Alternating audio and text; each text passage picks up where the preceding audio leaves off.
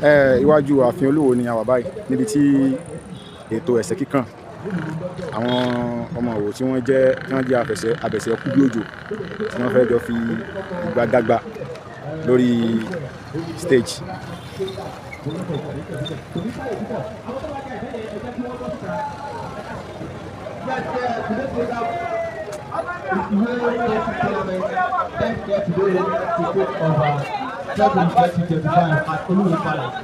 Now I want to convey all the persons that want to participate here today.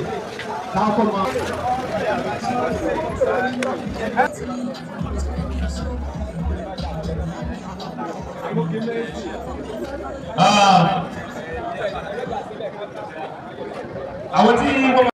That is the Brunei from red corner and Abdullahi from red corner and is ready to show the talent and the skill in the type of boxing for everyone today. To show that we have a good boxer in the world. The opponent is Isaiah Skido from the blue corner. Skido in blue corner is coming in. Skido is coming in with bang. Oh my gosh! Wow! Both of them are ready to show their talent, to show their skills, to attack well. Yeah, but I think referee know the best, and that's why he was in charge to do the necessary thing. The fight is coming in now between Abdullahi from red corner and Isaiah Skido from blue corner. Let's go. What is tomorrow? Wẹ́rẹ́ ó ju jábì ó fèjì ẹ̀. Àwọn méjèèjì wọ́n ń gbìyànjú àti wo. They are targeting themselves. Wọ́n wo ọ̀nà àbáyọ sí ilé ọ̀tá. Mo sọ fún yín lẹ́ẹ̀kan pé lára àwọn skills tí wọ́n fi ń defend ó ní forward. Ẹ bá tó gbé ẹ bẹ̀rẹ̀ sí.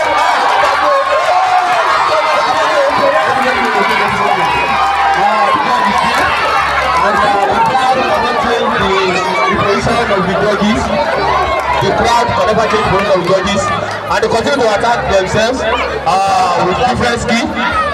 Person lo jabi, bẹ́ẹ̀ ni wọ́n lo uppercut. Ẹni tó bẹ̀rẹ̀ ni Hussein.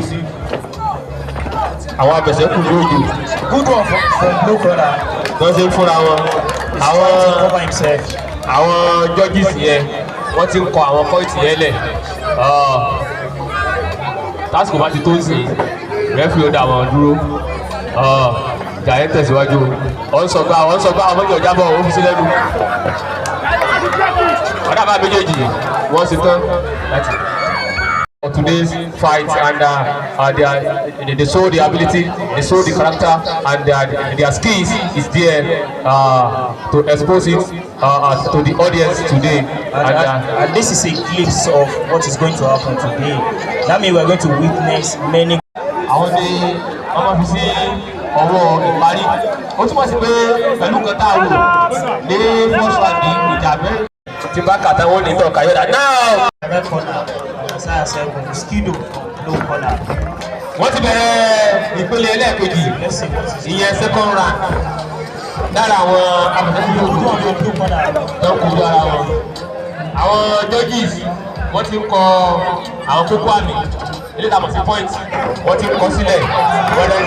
Blue corner. Àwọn méjèèjì abẹ̀sẹ̀kùn gbòòrò akọ́ṣẹ́mọṣẹ́ òun ni àwọn méjèèjì wọ́n lẹ́kọ̀ọ́ wọ́n tó kẹ́kọ̀ọ́.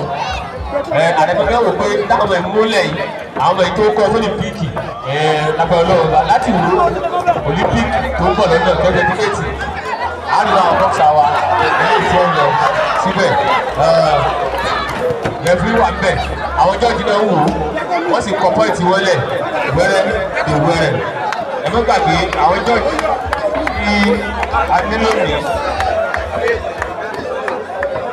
Àwọn jọ́ọ̀jì mẹ́tẹ̀ẹ̀ta ta ní lẹ́gbẹ̀ẹ́ rí kìlẹ̀ ní Mr. Cross-Sopu iṣẹ́ wọ́n ṣe kárakára bákan náà ni Mr. Abiola pẹ̀lú Mr. Remeke. Àwọn ni wọ́n kọ kókó àná sílẹ̀ ni wọ́n kọ point sílẹ̀. I see presence here, my brother, Mr. Lukman, manager. You are doing it, sir. Yes, this is the first fight of today between Abdullahi Zikrullah, red corner with red color, and Isaiah Segun Skido, blue corner with blue color. Now they are in second round. Ìpele ẹlẹ́kejì ó ní wọ́n jà lọ́wọ́ láàrin Abdullahi Zikrullah àti Isaiah Segun aka Skido. Abdullahi Zikrullah ló wọ aṣọ pupa nígbà tí Isaiah ó wọ aṣọ olómi aró ìyẹn blue. Àméjèèjì wọ́n ń fúnra wọn. So the head of the second fighter. Lẹ́yìn ìgbà yìí a gbọ́ ìwọ́de ẹ̀tọ́ borí sára méjèèjì sọ́dún tó wọ̀ both sides. Àwọn fọ́ọ̀sì àpilẹ̀ ẹsẹ̀ kí n kọ eré àṣálẹ̀ ilé. Àwọn méjèèjì wọ́n ti rí pé ìpele ẹlẹ́ẹ̀kẹta last opportunity. Tó jẹ́ ìpele tó gbẹ̀yìn nínú ìjà tiwọn òun ni wọ́n ń jà. Third round ni wọ́n parí sí. Ọmọ ọba ẹ̀ka sí bí ṣe ọmọ ọba ẹ̀ka wọlé sí. Àwọn èèyàn ń gbádùn ìjà rẹ̀. Sílẹ̀ sí wò pé pàdáwà náà wà ń bẹ̀. Oníbàwà sí máa ń ṣe. Lórí sílẹ̀ ó pàṣẹ mẹ́sẹ̀gì. Kálukú ló lè yẹn tiẹ̀ bó ṣe wà nìyẹn. Now this third round and the last round of this tournament, the first bout of today, the first fight between Abdullahi Zikrullah and Isaiah Segun, and both of them are showing great talent, skills, and ability from the first round to the second round, and this last round, the third round, and that is the head of their match. Anytime now, the referee will stop them, and we wait for the judges to give us the results, and that result will be announced here today, and eventually referee will raise the hand of one of them that become the champion. Ẹ̀yin tẹ́ wà lábẹ́ tẹ́tì ẹ gbọ́dọ̀ ìgbà tẹ́tì ní glo ẹjọ́ òun tí wọ́n ń ka yín lára ẹ̀dá sùúrù sí o kò sí tí tó le tí ò kí ń bẹ̀ àwọn méjèèjì ìpele ẹlẹ́ẹ̀kẹta yẹn ó ti ń talùkù lálálá àwọn náà ti ń ẹni pé apá yẹn ti ń wo inú ẹ̀ díẹ̀. Wọ́n ló fún mi ọ̀pá ìwọ dá ọ̀pá. The first bout is still continuing. The first bout Oluwo Palace is continuing Association tournament 2005. and very soon now we announce the winner of this first bout between Abdullahi Zikrullah and Isaiah. And the three judges give different verdicts. Yes, one judge gives us 27 points for red and 30 points for blue. That's the result of one. And the second gives us another result. But eventually, the winner is, wow! Who is the winner? The winner is Isaiah Segun Skido! Yes, that is what we received from the judge because the first judge gave